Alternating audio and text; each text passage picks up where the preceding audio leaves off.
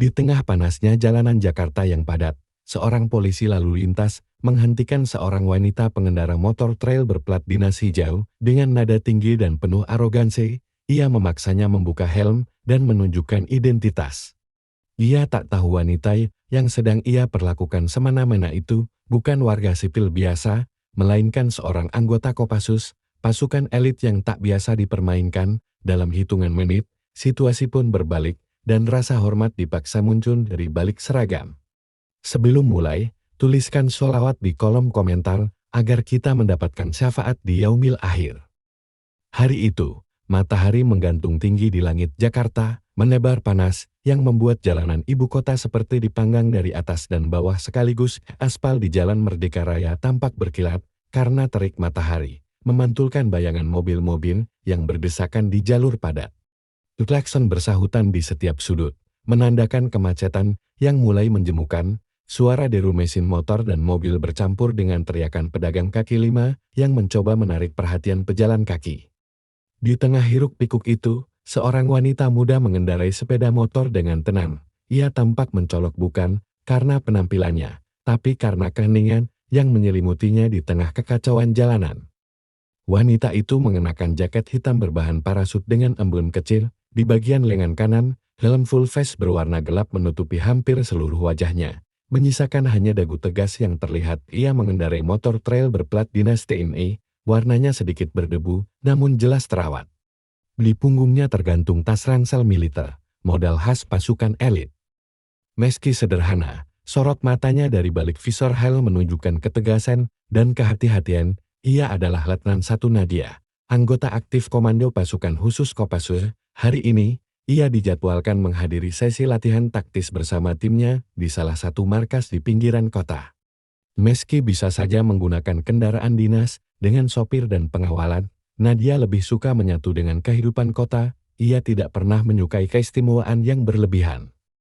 Ketika Nadia melintasi perempatan Jalan Merdeka Raya dan Jalan Veteran, lampu lalu lintas mulai berkedip kuning, pertanda akan segera berganti merah. Ia sudah mengurangi kecepatan, memastikan tidak melanggar marka atau peraturan apapun. Namun, dari sisi kiri jalan, berdiri seorang polisi lalu lintas dengan seragam lengkap dan kacamata hitam gelap. Polisi itu memegang peluit yang nyaris tak pernah lepas dari bibirnya, meniupnya panjang sambil melambaikan tangan ke arah Nadia agar menepi. Tangannya menunjuk-nunjuk dengan gaya memerintah, penuh arogansi seolah ia seorang jenderal yang menghentikan pasukan musuh.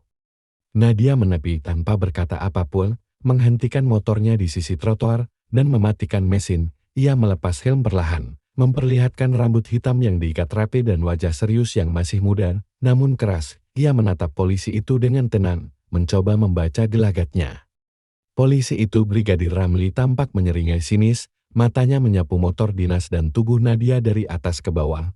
Ada ketidaksukaan dalam tatapannya, seolah ia merasa lebih berkuasa hanya karena mengenakan seragam dan berdiri di jalan umum.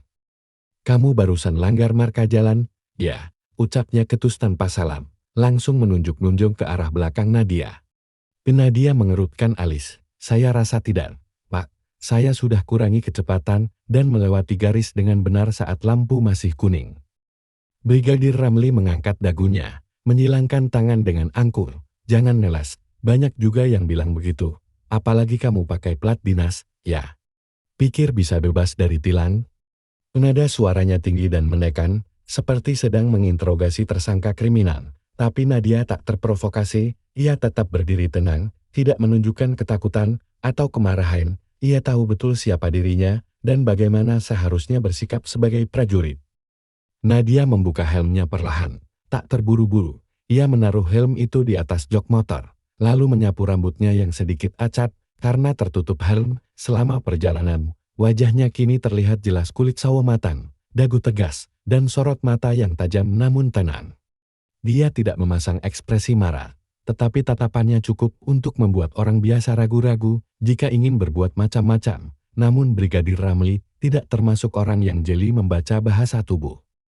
Ia tetap berdiri pongar, seolah sudah yakin sepenuhnya bahwa perempuan di depannya hanyalah pengendara yang ingin menghindar dari tilang. "Saya rasa saya tidak melanggar, Pak," ujar Nadia datar, tanpa emosi. Nadanya bukan nada pembelaan, melainkan penyampaian fakta. Dia tahu aturan berlalu lintas, ia tahu apa yang dilakukannya tadi saat melewati lampu kuning, dan dia yakin benar dia masih dalam batas aman. Ramli melangkah satu langkah lebih dekat, menatap Nadia dari atas ke bawah, lalu menyipitkan mata ke arah motor trail berwarna hijau Dove yang digunakan Nadia. Di bagian belakang motor, tampak plat dinas berwarna hijau dengan tulisan putih, tanda khas kendaraan militer, bukannya gentar. Ramli malah mengangkat sebelah alis, merasa semakin tertantang. Ia telah beberapa kali menjumpai pengendara yang menggunakan plat dinas palsu untuk menghindari tilang. Ia pun mulai curiga bahwa wanita ini mungkin bagian dari modus serupa. Ngakunya sih bukan salah, tapi motor pakai plat TNI, ucapnya sambil memiringkan kepala. Kamu pikir bisa lolos dari tilang cuma karena itu? Nadia menatapnya lekat-lekat, memastikan dia mengerti bahwa yang dihadapinya bukan warga sipil biasa. Namun ia tetap tenang perlahan. Ia membuka saku dalam jaketnya dan mengeluarkan kartu identitas. Ia menyodorkannya dengan satu tangan. Tenang, tapi pasti. Ini kartu anggota saya, Pak, ucapnya singkat. Ramli mengambil kartu itu dengan gerakan cepat. Ia melihatnya sekilas, lalu mendengus.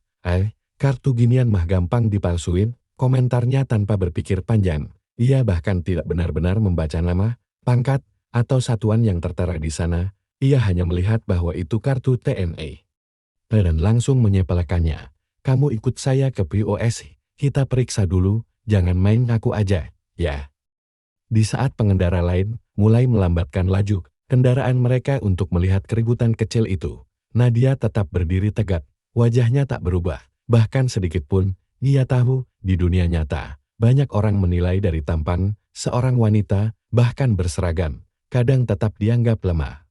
Namun Nadia bukan sembarang wanita, ia adalah letnan satu dari satuan elit Kopassus, dan Ramli dengan kesombongannya baru saja menginjak bara yang belum padam.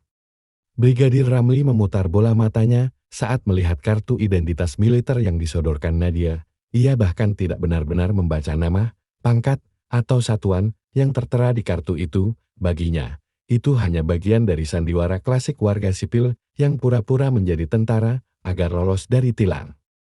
Ia sudah beberapa kali menghadapi warga yang mengaku punya saudara di TNI, dan kini ia mengira Nadia tak jauh beda dari mereka, hanya perempuan nekat yang sedang coba peruntungan dengan atribut dinas. Kartu ginian mah gampang banget dipalsuin sekarang, tampang kamu juga nggak meyakinkan, katanya sambil tertawa kecil, meremehkan. Nadia tidak bereaksi, sorot matanya tetap dingin dan stabil, namun rahannya mengeras sedikit. Ia sudah terbiasa menghadapi situasi yang jauh lebih menekan daripada ini. Latihan tempur, penyamaran di daerah konflik, dan interogasi tahanan asing pernah ia jalani. Tetapi menghadapi oknum seperti Ramli di jalanan Jakarta, kadang justru lebih melelahkan, bukan karena bahaya, melainkan karena kesombongan dan buta hormat. Ramli mulai bersikap lebih kasar. Ia melipat kartu identitas Nadia tanpa izin dan menyelipkannya ke saku rumpinya sendiri. Kita ke POS dulu, ya, biar saya cek bener enggaknya. Jangan harap bisa kabur pakai embel-embel tentara. Banyak tuh preman ngaku-ngaku. Beberapa pengendara mulai memperlambat laju motor mereka. Ada yang berpura-pura merapikan kaca spion. Ada yang menoleh penasaran. Bahkan dua orang pemuda di atas motor matic tampak merekam dari kejauhan. Ramli tak peduli. Ia malah makin percaya diri saat perhatian orang tertuju padanya. Ia merasa seperti pahlawan yang sedang menggagalkan penipuan. Namun situasi mulai berubah ketika Ramli mendekat ke motor dan mencoba meraih kunci kontak yang masih tergantung. Tangannya hendak menarik kunci itu tanpa izin. Disitulah garis batas kesabaran Nadia dilewati. Dengan gerakan refleks, Nadia menangkap pergelangan tangan Ramli. Satu tangan mencengkeram kuat, sementara tangan lainnya mendorong tubuh Ramli perlahan, tapi mantap ke arah bodi motor. Tidak keras, tidak kasar, tapi cukup membuat posisi Ramli terkunci dan kehilangan keseimbangan. Pak, saya sudah bicara baik-baik. Saya tidak menolak diperiksa, tapi menyita kartu dinas dan mencoba menyita kendaraan dinas tanpa prosedur, itu pelanggaran, ucap Nadia. Suaranya tetap datar namun tegas, seperti nada perintah dalam latihan militer. Ramli terlihat terkejut. Ia berusaha menarik tangannya, namun cengkeraman Nadia tidak biasa. Ia sadar ada kekuatan tersembunyi dalam tangan perempuan ini, kekuatan terlatih, disiplin, dan mengintimidasi. Seketika itu juga, aura percaya dirinya runtuh perlahan. Namun Nadia tidak mempermalukannya, ia hanya melepaskan cengkeramannya perlahan, lalu mengambil kembali kartu identitasnya dari Sakura Meli tanpa kata. Ia tidak ingin membuat keributan, tapi ia juga tidak akan membiarkan siapapun menginjak martabatnya sebagai prajurit yang bertugas. Ramli mundur setapak, napasnya tertahan, matanya masih tertuju pada tangan Nadia yang baru saja melepaskan cengkeramannya dari pergelangan tangannya. Untuk pertama kalinya sejak percakapan itu dimulai, sikap percaya dirinya goyah. Ia tidak menyangka wanita yang sejak awal dianggapnya hanya pengendara sok-sokan, ternyata memiliki ketegasan, kontrol diri, dan kekuatan fisik yang di luar dugaan. Beberapa pengendara mulai berbisik, suara lirih terdengar dari arah dua pemuda yang diam-diam merekam kejadian dengan kamera ponsel mereka. Gila, itu cewek kayaknya tentara beneran, bro. Ramli sempat menoleh ke arah suara itu, lalu kembali ke Nadia, kini dengan ekspresi sedikit gugup. Nadia tidak berkata apa-apa, ia hanya mengambil napas pendek, lalu menatap Ramli lurus. Saya tidak ingin mempermalukan Bapak, tapi tolong hormati prosedur. Saya tidak sedang menyamar, saya sedang dalam perjalanan tugas. Kalau Bapak ingin memastikan, silakan hubungi satuan saya. Nomor kontaknya ada di kartu identitas yang tadi hampir Bapak lipat.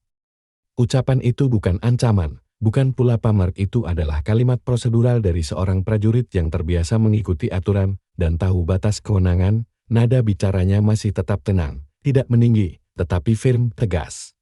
Ramli diam, tangannya kini menyentuh bagian lengannya sendiri yang terasa agak nyeri bekas dicekik singkat tadi. Ia menarik napas panjang. Dalam hati, ia mulai menimbang risiko. Jika benar wanita ini anggota TNI, apalagi dari kesatuan elit seperti Kopassus, maka tindakannya menahan tanpa dasar. Menyita kartu identitas dan mencoba mengambil kunci kendaraan dinas tanpa izin bisa berbuntut panjang. Ia mulai merasa tak nyaman. Saya cuma menjalankan tugas, Bang, ucap Ramli gugut. Kini nada suaranya lebih rendah. Banyak soalnya yang nyamar pakai plat dinas palsu. Saya nggak mau kecolongan. Nadia hanya mengangguk pelan. Saya bisa maklumi itu, tapi ada cara memverifikasi tanpa melecehkan. Seketika suasana jadi lebih sunyi. Suara kendaraan tetap berlalu lalang, tapi keributan verbal yang tadinya terjadi mereda. Dua petugas di sub yang berdiri agak jauh mulai mendekat, tampak ragu-ragu. Salah satunya, Pak Hendra, mengenal wajah Nadia. Ia pernah melihatnya dalam apel gabungan saat operasi pengamanan perbatasan tahun lalu. Matanya membelalak pelan. Itu, Letnan 1 Nadia, ya? Tanyanya pelan, nyaris berbisik. Nadia menoleh, mengenali Hendra, dan membalas anggukan singkat. Pak Hendra langsung memberi isyarat kepada Ramli untuk menghentikan interaksi. Pak Ramli, cukup, beliau memang anggota, saya bisa pastikan. Ramli terpaku, ia baru benar-benar paham bahwa yang ia hadapi bukan hanya prajurit biasa, tetapi anggota Kopassus aktif yang selama ini dikenal sangat disiplin dan berdedikasi tinggi. Kini giliran wajah Ramli yang pucat, ia tak lagi bersuara, bibirnya mencoba menyusun kata, tapi tak ada yang keluar. Sementara itu, Nadia mengambil helmnya kembali, menaikin motor trail dinasnya, dan menyalakan mesin. Saya lanjutkan tugas saya, Pak. Semoga ke depan lebih hati-hati dalam bersikap, ucapnya singkat, lalu pergi meninggalkan lokasi, menyisakan keheningan dan pelajaran mahal bagi sang polisi.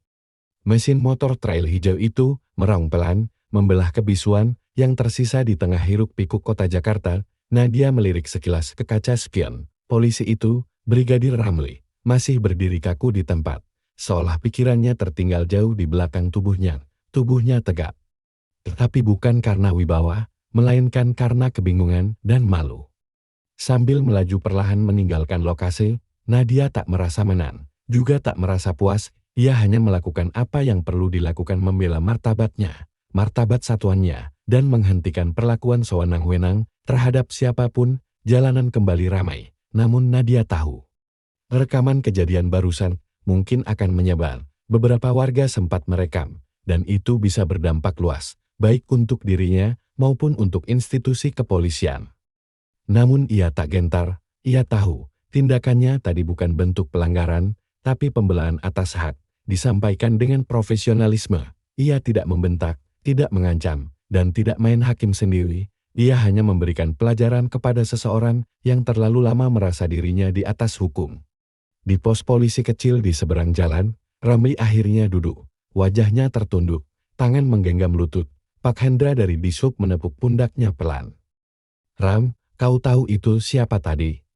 "Itu Letnan 1 Nadia dari Kopassus. Aku pernah satu tim pengamanan sama dia waktu kunjungan presiden ke Kalimantan. Dia pasukan elit, bro, bukan tentara biasa." Ramli tidak menjawab. Rasa malu bercampur takut mengaduk pikirannya. Bukan karena takut akan dipermalukan, tetapi karena baru sadar bahwa arogansinya bisa saja berujung lebih buruk. Ia baru menyadari betapa tidak siapnya ia menghadapi orang yang benar-benar mengerti prosedur dan punya integritas. Beberapa jam kemudian, sebuah potongan video berdurasi 48 detik mulai tersebar di media sosial. Dalam video itu, tampak seorang polisi bersikap arogan, lalu didiamkan oleh seorang wanita pengendara motor trail dinas. Netizen mulai berspekulasi, siapa wanita itu? Ada yang menyebut dia anggota TNI, ada yang mengira dia hanya aktivis, namun sebagian besar sepakat, cara wanita itu bersikap, tenang namun tegas, menunjukkan ia bukan orang biasa. Di markas satuannya, Letnan 1 Nadia sudah tiba. Ia langsung menemui komandannya dan membuat laporan singkat tentang kejadian tersebut, bukan untuk mengadukan, tapi sebagai bentuk transparansi. Komandannya hanya mengangguk, lalu tersenyum kecil. "Bagus, kau tidak kehilangan kendali, dan kau mengingatkan orang dengan cara yang benar," ucapnya. Nadia hanya menjawab dengan satu kalimat, "Saya hanya ingin aparat di lapangan, siapapun itu, tetap mengedepankan rasa hormat kepada rakyat maupun sesama petugas."